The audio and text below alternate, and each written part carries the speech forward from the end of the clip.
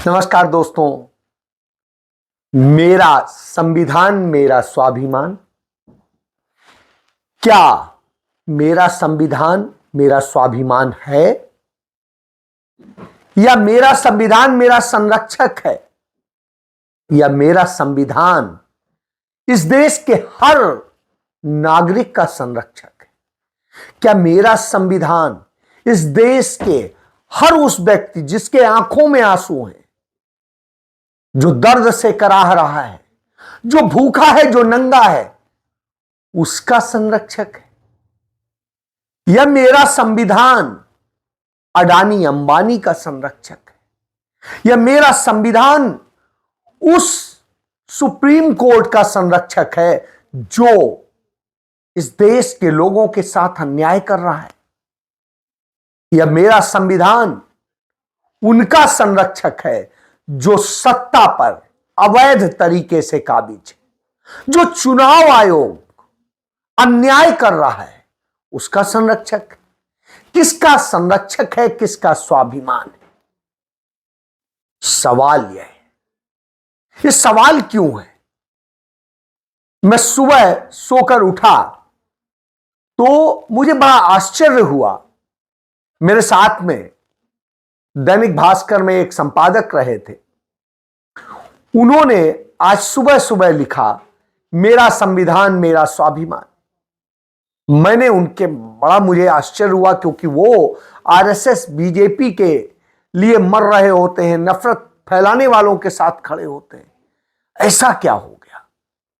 बहरहाल मुझे अच्छा लगा कि हो सकता है उनका हृदय परिवर्तन हो गया हो।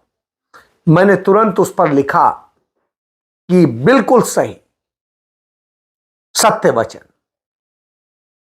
बहरहाल थोड़ी देर बाद मैंने चेक किया तो पता चला पहले आरएसएस के लोग, उत्तर प्रदेश का वह मुख्यमंत्री अजय सिंह विष्ट उर्फ आदित्यनाथ लिखता है, मेरा संविधान मेरा स्वाभिमान। तब मुझे समझ में आया कि उसने आखिर यह क्यों लिखा था। वजह साफ, उस आदित्यनाथ ने, उसकी पुलिस ने, उसके प्रशासन ने, उसके नेतृत्व में संभल में 5 निर्दोष लोगों को मार डाला, गोली से मार डाला। और उसके बाद उसका मंडलायुक्त यानी कमिश्नर कहता है, डिविजनल कमिश्नर कहता है, जो उसका चहेता है सिक्किम काडर का आईएएस, उसे यूपी में ला करके पहले रामपुर में रखा। उससे आजम खां के परिवार पर नफरत की भावना से हर वह कुकर्म कराया जो अपराध है, और उसके बाद झूठ झूठ बना करके उनके खिलाफ मुकदमे बनाए, और फिर उसे उसी क्षेत्र में प्रमोट करके मंडलायुक्त बनाया, और मंडलायुक्त बनाने के बाद में एक्सटेंशन दे करके अब संभल में आग लगाई, संभल में दंगा कराया।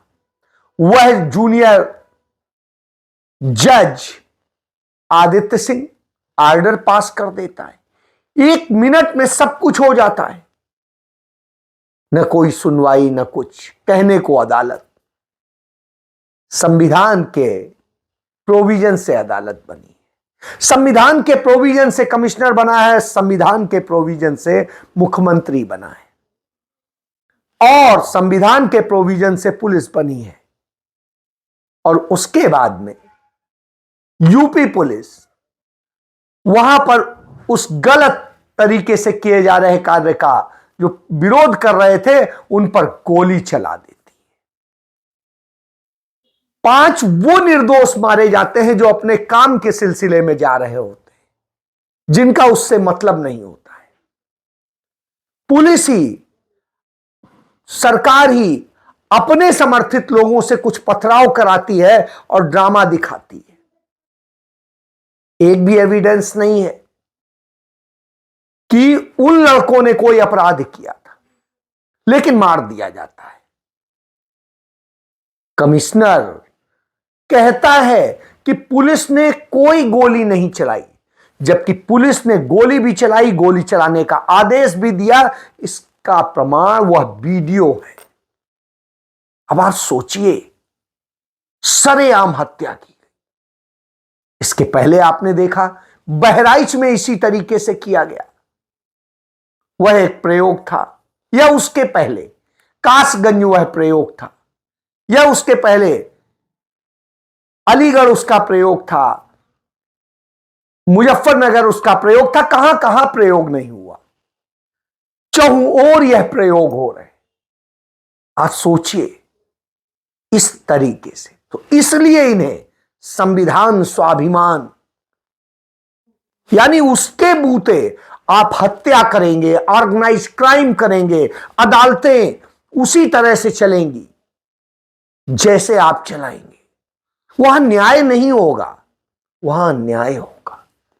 नेता प्रतिपक्ष राहुल गांधी ने इसको लेकर के कहा भी कि इस तरह का यह एक तरफा अन्याय है, यह नहीं होना चाहिए। सुप्रीम कोर्ट को इस पर स्वयं कॉग्निजेंस लेना चाहिए और इस पर कार्रवाई करनी चाहिए। लेकिन आपको क्या लगता है कि उस संविधान के तहत बना सुप्रीम कोर्ट कुछ करेगा? आज तक तो दिखता नहीं। आपने देखा जस्टिस डीवाई चंद्रचूड़ सफाई देता घूम रहा है कि सुप्रीम कोर्ट, अदालत विपक्ष नहीं है। हम कब कह रहे हैं विपक्ष? हम कह रहे हैं निष्पक्ष बनिए। आप सत्ता का चारण मत कीजिए, आप सत्ता का चेहरा देखकर फैसले मत कीजिए। आप आंख में देवी के पट्टी बंधी रहने दीजिए। वो ये न देखे कि ये पक्ष है कि विपक्ष है। वो कानून और सत्य के आधार पर न्याय करे, तो वो ये नहीं करेगा। जब वो चोरी करता है तो सीना जोरी भी कर रहा है, खुद को चोर मचाए शोर वाला हाल है, तो सफाई देता घूम रहा है। जिस तरीके से उसने फैसले सुनाए और जिस तरीके से सुनवाई के दौरान टिप्पणी की, दोनों में विरोधाभास है। चाहे चंडीगढ़ में लूटा गया वह चुनाव हो अनिल मसीह के खिलाफ, 1 साल होने आ रहा है, एफआईआर दर्ज नहीं हुई है। आज एफआईआर नहीं दर्ज हुई है तमाम उन लोगों के खिलाफ जिन्होंने दिल्ली दंगा कराया था, किया था। आप याद करिए, इस देश को दंगों में झोंक के एक समुदाय विशेष के लोगों को चुन चुन के मारने का काम हो रहा है, हत्याएं करने का काम हो रहा है। हत्या कौन कर रहा है? वो जिसे रोकना है, इसका काम है। लेकिन सफाई चंद्रचूड़ देता है। इसीलिए अदालत ने स्वतः संज्ञान नहीं लिया, कोई कदम नहीं उठाया और संविधान दिवस मना रहे। मेरा संविधान, मेरा स्वाभिमान बोल करके वो उसकी हत्या कर रहे हैं, तिल तिल मार रहे हैं। उसके बूते मुख्यमंत्री की कुर्सी पर बैठे हैं, उसके बूते जज की कुर्सी पर बैठे हैं, उसके बूते पुलिस कमिश्नर, एसएसपी, एसपी बन के बैठे हैं और कर यह अपराध है। बहरहाल इसी तरीके से चाहे जितने मामले रहे हों, हर मामले में यही हुआ है। तो यह अन्याय हो रहा है। अब जब यह होता है तब संविधान दिवस पर बड़ा स्पष्ट कहते हैं, उसमें मल्लिकार्जुन खड़गे कह देते हैं कि जिस तरीके से चुनाव प्रक्रिया को किया गया है, चुनाव आयोग जिस तरह की हरकतें कर रहा है और जिसके कारण सारे चुनाव की तस्वीर बदल जाती है, भारी भरकम वोट मिलता है लेकिन वो वोट व्यर्थ चला जाता है। क्यों? क्योंकि वोट को चोरी ईवीएम के जरिए किया जा रहा है। मैं एक बात करूंगा, वो जरूर करूंगा, और हमारे अपोजिशन लीडर राहुल गांधी जी भी इसको मानेंगे। अरे हमारा सब जितनी भी शक्ति लगा के एससी, एसटी, ओबीसी, गरीब तबके के लोग, छोटे कम्युनिटी के लोग, ये लोग जो अपना वोट दे रहे हैं वो वोट फजूल जा रहा है। नहीं, वो ईवीएम छोड़ दो, हमको ईवीएम पीवीएम कुछ नहीं, हमको होना बैलेट पेपर पे वोट, बस।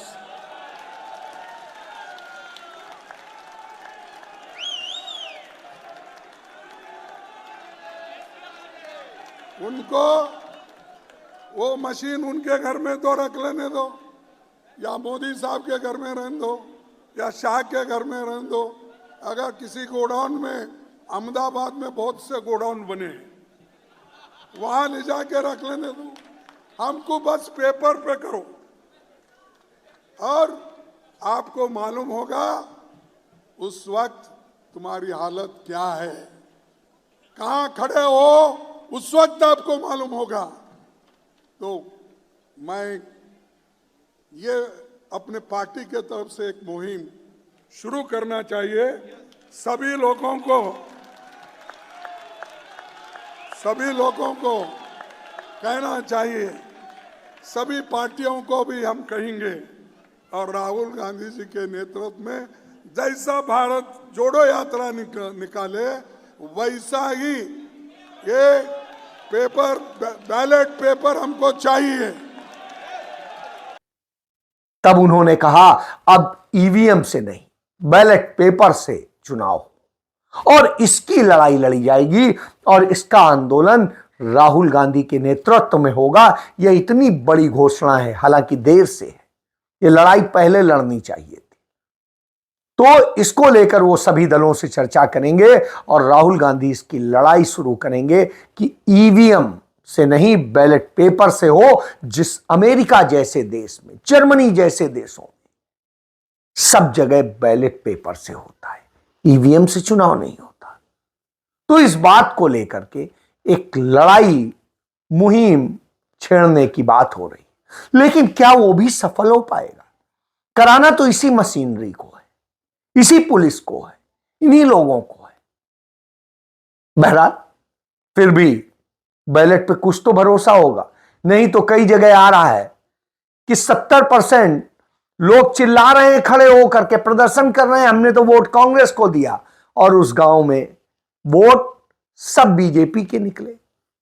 एक घर में 24 लोग हैं, और वोट वहां पर उस परिवार के एक भी नहीं मिल रहे हैं। खुद अपने पिता को क्या बच्चे वोट नहीं दे रहे हैं, पत्नी नहीं दे रही है, कौन नहीं दे रहा है? तो बड़े सवाल खड़े हो गए। इसलिए बात है, क्यों संविधान महत्वपूर्ण है, लेकिन संविधान कागजी ना हो जाए। यही बात तो पंडित जवाहरलाल नेहरू ने कही थी। जब संविधान सभा बनी थी, तब पहला भाषण 9 दिसंबर 1946 को पंडित जवाहरलाल नेहरू ने दिया था, और उसमें कहा था इस सभा का पहला काम है एक नए संविधान के द्वारा भारत को स्वतंत्र कराना, भूखे लोगों को भोजन कराना, नंगे लोगों को वस्त्र पहनाना, तथा प्रत्येक भारतीय को अपनी क्षमता के अनुसार विकास करने का पूरा अवसर देना। यह निश्चित रूप से एक महान कार्य है। आज के भारत को देखिए, हम लोग कई स्थानों पर निराशा में तथा कई शहरों में अशांति में बैठे हैं। वातावरण इन झगड़ों तथा मनमुटावों से भरा हुआ है, जिन्हें सांप्रदायिक दंगे कहा जाता है, तथा दुर्भाग्य से हम कभी कभी इससे बच नहीं पाते। परंतु वर्तमान में भारत में सबसे बड़ा तथा सबसे महत्वपूर्ण प्रश्न यह है कि गरीबों तथा भूखे लोगों की समस्या का समाधान कैसे किया जाए।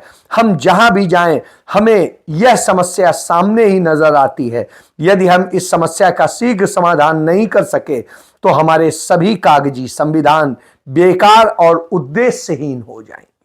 आज यही तो हो रहा है, संविधान उद्देश्यहीन हो रहा है, छीना जा रहा है। तभी राहुल गांधी कहते हैं कि चाहे जो कुछ कर लो, और पिछले 3000 साल से यही होता आया है। जो दलितों, पिछड़ों, आदिवासियों की आवाज उठाता है, उसकी आवाज को बंद करने की कोशिश की जाती है। जो भी इस देश में 3000 साल से जो भी दलितों की, आदिवासियों की, पिछड़ों की, गरीबों की बात करता है, उसका माइक ऑफ हो जाता है। माइक ऑफ हो जाता है। आपने देखा होगा, मुझे कहा, जब माइक ऑफ हो गया तो मुझे कहा, काफी लोग आए और उन्होंने कहा जाके बैठ जाइए। मैंने कहा मैं नहीं बैठूंगा, मैं खड़ा रहूंगा, मुझे नहीं बैठना। माइक जितना ऑफ करना है करो, मुझे जो बोलना है मैं बोलूंगा। राहुल गांधी उस सभा में संबोधित कर रहे थे, उसी समय बिजली काट दी गई। राहुल गांधी 10 मिनट खड़े रहे, लेकिन उन्होंने कहा मैं बैठूंगा नहीं, पूरी बात बोलूंगा, और वो बोल के उठे। और कांग्रेस पार्टी ने सवाल खड़ा कर दिया कि जब आज संसद में कार्यक्रम था जिसमें प्रधानमंत्री भी थे और नेता प्रतिपक्ष भी थे, राष्ट्रपति भी थे, उपराष्ट्रपति भी थे और लोकसभा के अध्यक्ष भी थे, तो दिग्विजय सिंह ने चिट्ठी लिख दी है लोकसभा अध्यक्ष को कि चर्चा कराइए,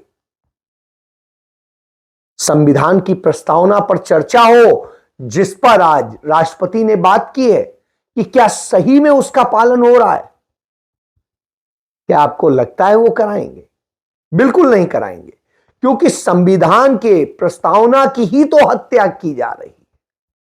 कहीं सांप्रदायिक दंगे करा के, चुन चुन के कुछ जातियों के लोगों को मार के, एक धर्म विशेष के लोगों को मार के, चाहे अल्पसंख्यकों के हक मार के उनकी हत्या करके, और न्याय की हत्या करके, इलेक्शन की हत्या करके चुनाव आयोग कर रहा है। तो सवाल ये खड़े इसलिए मौजूद है कि संविधान इसलिए बना था कि सबको समान हक मिले, वह देश बने जो पंथ निरपेक्ष भी हो, समाजवादी भी हो, और जिसमें न्याय हो, सामाजिक न्याय भी हो, आर्थिक न्याय भी हो, जिसमें हर तरह से न्याय हो। तो क्या वो मिल रहा है? शायद नहीं। इसलिए लड़ाई लंबी है और लड़नी पड़ेगी। जैसे राहुल गांधी लड़ रहे हैं उसे और तेज करना पड़ेगा, और सबसे ज्यादा इस देश की उस जनता को निकल के आना पड़ेगा जिसके लिए लड़ाई लड़ी जा रही है, क्योंकि वह कायरों की तरह बैठी है। हमारे देश में जनता कायर है, नेता नहीं। जय